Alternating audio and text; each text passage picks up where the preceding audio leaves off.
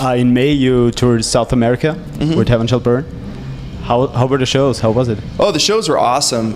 We were really happy to be there with Heaven Shall Burn too. Like we've known those guys for so long now, like almost like 6 years or so.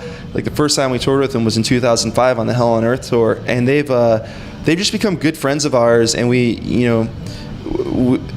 the first time we were there, it was just us, but it was cool to go there and just experience the culture with friends, but also like the two bands together, like, playing bigger shows and shows that overall just were killer. Like the fans there are great, really die hard. Like they love the bands, and it was an awesome experience. And again, one of those things where you're like, I can't believe I'm here. I can't believe I'm in this country, and that all these people like the band. So, excuse me. Were there any like crazy fans? Because we all know the stories of the South American fans going totally nuts at the shows and stuff. Yeah, nothing that I can really, nothing that like sticks out. Just overall, like kids are really stoked. And it's almost hard because when you're leaving, like everyone's trying to get pictures and getting you to sign stuff and everything, and you want to sign everything for them, but like our tour people are like, oh, we got to go, we got to go to the next city, and feel bad because we wish we could spend the time for every single fans, but at the same time, like if we did that, we would never leave till like really early in the morning.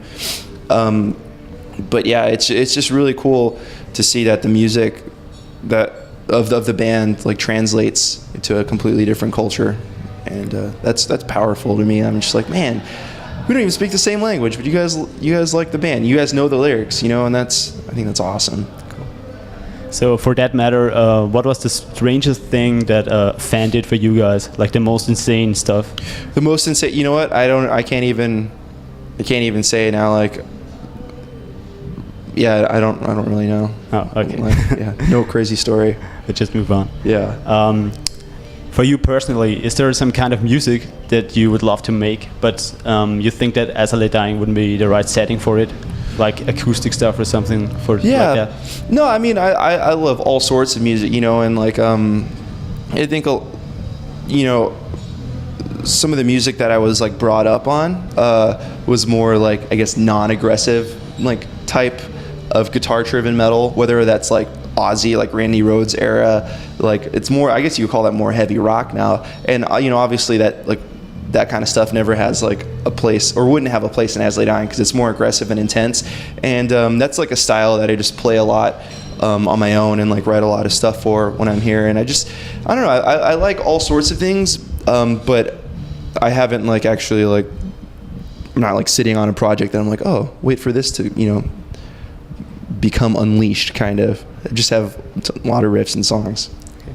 So your new video for Anodyne Sea could be considered really controversial, because in the video you're basically being shot for having convictions. Mm-hmm. In your personal life, did you ever have to bear any harsh offenses, stuff like that, for having a certain belief?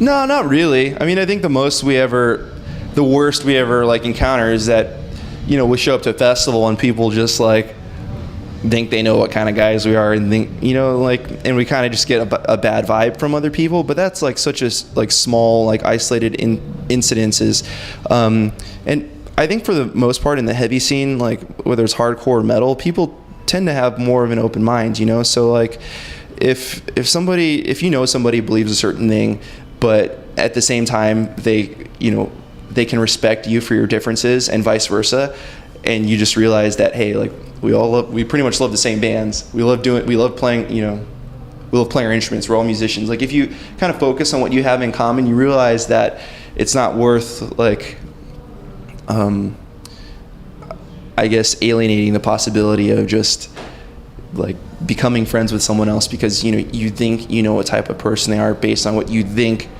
they believe and how they believe it, and so I just think it's important for us not to write anyone off, and no one to write us off until they actually meet us as people. And because of that, I think almost all of the bands we've ever toured with, we've gotten along with really well and become friends with.